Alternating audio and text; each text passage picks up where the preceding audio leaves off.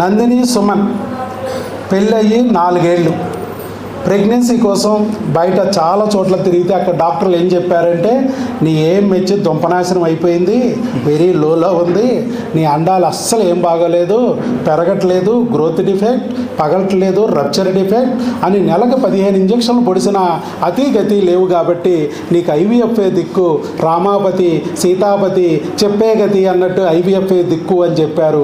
అది కూడా no guarantee అన్నారు. చక్కగా IVF చేశారు. ఫెయిల్యూర్, విజయవంతంగా ఫెయిల్. చివరికి ఇలా కాదు అనుకుని మన దగ్గరికి వచ్చారు. అప్పటికే మీరు ఒకసారి వెరికోజీలకి ఒక ఆపరేషన్ చేయించుకున్నారు, మీ ఆవిడికి ఒక ఆపరేషన్ చేయించారు, IVF చేయించారు, ఫలితాలు లేవు. ఇవన్నీ అవి కూడా 2 ఏళ్ళు అయిపోయింది. పెళ్ళయ్యి 4 ఏళ్లలో 2 ఏళ్ళ క్రితం అంటే 2024 ఆ ప్రాంతాల్లో చేయించారు. మళ్ళీ ప్రెగ్నెన్సీ లేదు. వీర్య కణాలు ఎక్కడికి వచ్చేసినాయి అంటే చివరికి 0.1 మిలియన్ కూడా వచ్చినాయి. 1 మిలియను 0.1 మిలియన్. ఇంకా వాళ్ళంతా IVF డోనార్ అంటూ మొదలెట్టారు. కానీ ఆయన ఇలా కాదు. ఇప్పటికే మా ఆవిడ నరకం అనిపించింది ఇంజక్షన్ల పేరుతో, స్కానింగ్ల పేరుతో.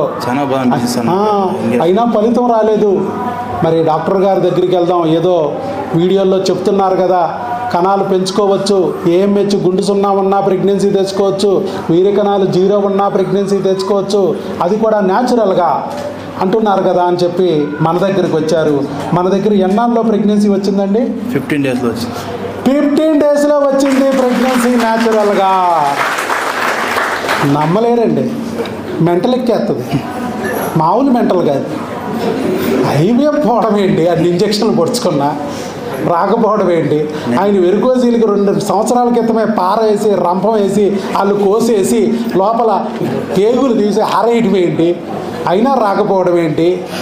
ఇవాళ ఈ డాక్టర్ గారి దగ్గరికి వచ్చి ఒక టీకా వేసుకుని మందులు కొరియర్ పెట్టించుకునే లోపల లటుక్కుని రావడం ఏంటి? ఒక టీకాతో వచ్చింది ఆయనకు కూడా. జస్ట్ ఒక టీకాతో వచ్చింది ప్రెగ్నెన్సీ న్యాచురల్గా. నమ్ముతారా? 6 ఏళ్ల నుంచి రానిది IVF, వెరికోజీల్ సర్జరీ 2 ఏళ్ల క్రితమే చేయించుకున్న రానిది. AMH లో, వెరీ లో, గ్రోత్ లేదు, రప్చర్ లేదు, డామ్ డూమ్ డుస్క్, అండం పనికే రాదు, నీకు పిల్లలే పుట్టరు అని చెప్పి ఆయనకేమో కణాలే లేవు, తలలుంటే తోకలు లేవు, తోకలుంటే తలలు లేవు, 2 ఉంటే కదలటం లేదు, 1 మిలియనే ఉంది, ఇంకేం పిల్లలు మీకు, IVF డోనారా అని చెప్పారు. 2వ సైకిల్ కూడా స్టార్ట్ చేయమన్నారు సార్. ఇంకో సైకిల్ కూడా స్టార్ట్ చేద్దామన్నారు. ఆల్రెడీ ఒక సైకిల్ తొక్కాము డాక్టర్ గారు, ఇంకో సైకిల్ తొక్కలేమని రిట్ వచ్చేసాడు. ఫోన్లు వస్తున్నాయా? ఇంకా వస్తాయి, ఇప్పుడు కూడా వస్తాయి. పండగ వచ్చిందా, ఏమైనా మధ్యలో పండగ వస్తే మళ్ళీ ఫోన్ వస్తుంది. ఒకవేళ ప్రెగ్నెన్సీ వచ్చిందని నమ్మరాళ్ళు. అలా ఎలా వస్తుంది? అలా ఎలా వస్తుంది? IVF చేయాలి, డోనార్ చేయాలి, తర్వాత సర్టిఫికేట్కి కూడా వెళ్ళాలి కదా.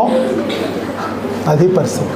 డాక్టర్ వైఎస్ బాబు మ్యాజిక్ ఫార్ములా టీకా పనిచేస్తుందా? పనిచేస్తుంది. నీకు మెంటల్ ఎక్కకూడదని నేను మ్యాజిక్ ఫార్ములా అని పేరు పెట్టాను ముందే. ఓ మ్యాజిక్ అయ్యి ఉంటుందిలే అనుకుంటాం, లేకపోతే మెంటల్ వస్తుంది. నమ్మలేదు సార్, నమ్మబుద్ధి కాదులా గుడికి కూడా. కానీ నిజమయ్యా, వచ్చింది ప్రెగ్నెన్సీ. పైగా నువ్వు ఫోన్ చేయగానే మేము ఏం చెప్పాం, బాబు యూరిన్ టెస్ట్ చేయించుకోండి, అక్కడ బ్లడ్ టెస్ట్ చేయించుకోండి అన్నాం. అలాగే అక్కడ చేయించారండి. యూరిన్ టెస్ట్ పాజిటివ్ వచ్చింది. పాజిటివ్ వస్తే స్కాన్ కూడా తీయించండి. ఎందుకంటే మళ్ళీ ఎక్కడొచ్చిందో, గర్భసంచిలోనా ట్యూబుల్లోనా తెలియాలి కదా. మీకు దగ్గరే నమ్మకం ఉన్న చోట వెళ్ళి చేయించుకోండి అని చెప్తే అక్కడే చేయించారు.